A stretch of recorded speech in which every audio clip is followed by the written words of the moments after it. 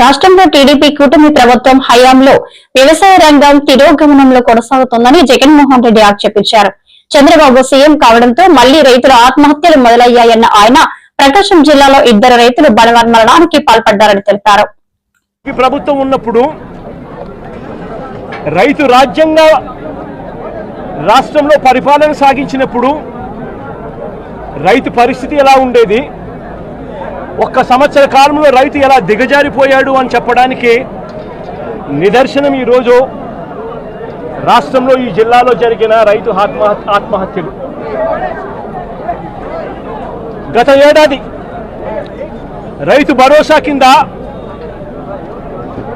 రైతన్న పెట్టుబడి సమయంలో రైతన్నకు పంట వేసే సమయంలోనే మే మాసం చివరికల్లా ఖరీఫ్ మొదలయ్యే నాటికల్లా రైతన్నకు రైతు భరోసా కింద పెట్టుబడి సహాయం కింద సహాయం అందేది. వైఎస్ఆర్సీపీ ప్రభుత్వ హయాంలో, మా ప్రభుత్వ హయాంలో గత ఏడాది రైతు భరోసా కింద అందుతా ఉన్న ఆ సొమ్ము చంద్రబాబు నాయుడు గారు వచ్చిన తర్వాత ఆగిపోయింది. ఈ పెద్ద మనిషి చంద్రబాబు నాయుడు గారు వచ్చిన తర్వాత గత ఏడాది రైతు భరోసా కింద మోడీ గారు ఇచ్చే 6,000 కాక మరో 20,000 రూపాయలు రైతు భరోసా కింద ఇస్తానని చెప్పాడు ఈ పెద్ద మనిషి చంద్రబాబు నాయుడు. గత సంవత్సరం రైతులకు ఇవ్వాల్సిన 20,000 రూపాయలు ఎగరగొట్టేశాడు. ఈ సంవత్సరం కూడా జూన్ 10వ తారీఖున మోడీ గారు ఇవ్వాల్సింది ఇచ్చేసింది, చంద్రబాబు నాయుడు గారు ఇవ్వాల్సింది మాత్రం ఎగరగొట్టిన పరిస్థితుల మధ్య ఈ రోజు రాష్ట్రంలో వ్యవసాయం జరుగుతూ ఉంది. రైతు పరిస్థితి అధ్వానంగా. సమయానికే సీజన్ ముగిసేలోగానే ఇన్పుట్ సబ్సిడీ ఇచ్చే సాంప్రదాయాన్ని గత ప్రభుత్వం అంటే గతంలో వైఎస్ఆర్సీపీ ప్రభుత్వ హయాంలో ఉండేది. ఏ సీజన్ ముగిసేలోగా ఆ సీజన్లో జరిగిన నష్టాన్ని ఆ సీజన్ ముగిసేలోగానే మరుసటి సీజన్ వచ్చేలోగానే రైతన్నకు ఇన్పుట్ సబ్సిడీ కింద సహాయం అందేది. ఈరోజు ఆ ప్రక్రియను గాలికి వదిలేసిన పరిస్థితుల మధ్య ఈరోజు వ్యవసాయం జరుగుతూ ఉంది. వైఎస్ఆర్సీపీ ప్రభుత్వ హయాంలో అంటే మా ప్రభుత్వ హయాంలో రైతులకు పంట వేసిన తర్వాత ఆ పంట నష్టం పోతుంది అన్న భయం లేకుండా రైతులకు ఉచితంగా పంటల బీమా చేసి ప్రతి ఎకరాను ఈ క్రాప్ చేసి ఆర్బీకేల ఆధ్వర్యంలో పారదర్శకంగా రైతులకు ఉచిత పంటల బీమా వైఎస్ఆర్సీపీ ప్రభుత్వం అమలు చేస్తే చంద్రబాబు నాయుడు గారు ప్రభుత్వం వచ్చిన తర్వాత ఆ ఉచిత పంటల బీమా ఎత్తివేసిన పరిస్థితుల్లో ఈరోజు రాష్ట్రంలో వ్యవసాయం కనిపిస్తూ ఉంది. ఈ క్రాప్ వ్యవస్థను పూర్తిగా నీరుగార్చేశారు. దళారీలు లేకుండా పంటలు కొనుగోలు చేసే ఆర్బీకే వ్యవస్థను నీరుగార్చిన పరిస్థితులు ఈరోజు రాష్ట్రంలో చూస్తూ ఉన్నాం.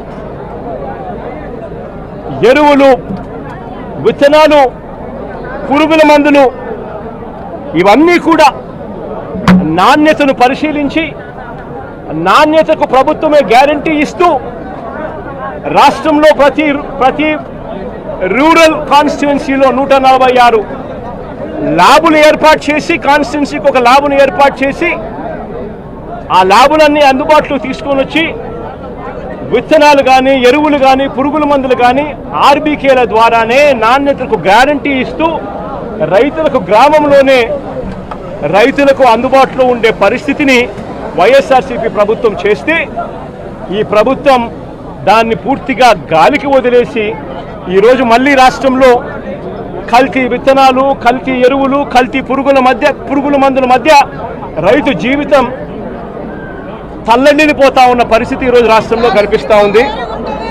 మేము తీసుకొచ్చిన ల్యాబును ఈరోజు నిర్వీర్యం చేస్తూ ఉన్న పరిస్థితుల మధ్య ఈరోజు రాష్ట్రం కనిపిస్తూ ఉంది.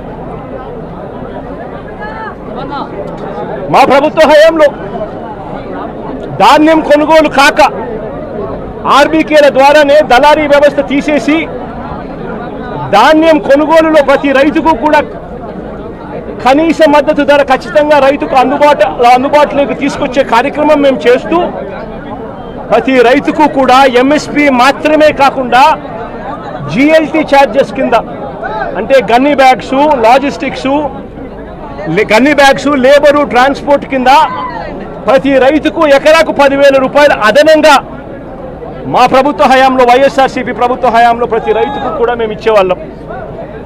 ఈరోజు రైతుకు గిట్టుబాటు ధరలు రాని పరిస్థితి. ధాన్యం కూడా 300 రూపాయలు ఎంఎస్పీ కన్నా తక్కువ రేటుకు కొనుగోలు చేసిన పరిస్థితి. రైతు అమ్ముకున్న పరిస్థితి దళారీలకు.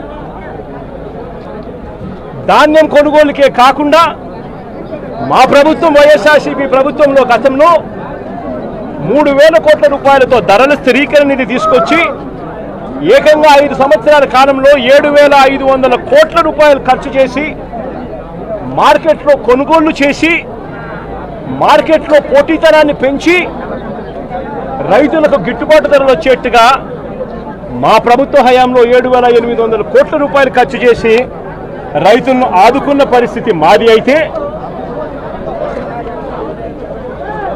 కేంద్రం ప్రకటించిన పంటలకే కాకుండా మిరప, పసుపు, ఉల్లి, చిరుధాన్యాలు, అరటి, బత్తాయి, టొమాటో వంటి పంటలకు సైతం ఎంఎస్పీని ప్రకటించి రాష్ట్ర ప్రభుత్వమే దాన్ని ఆర్బీకేలలో దాన్ని పోస్టర్లు వేసి పెట్టి ఆర్బీకేలలోనే అక్కడే పనిచేస్తా ఉన్న అగ్రికల్చరల్ గ్రాడ్యుయేట్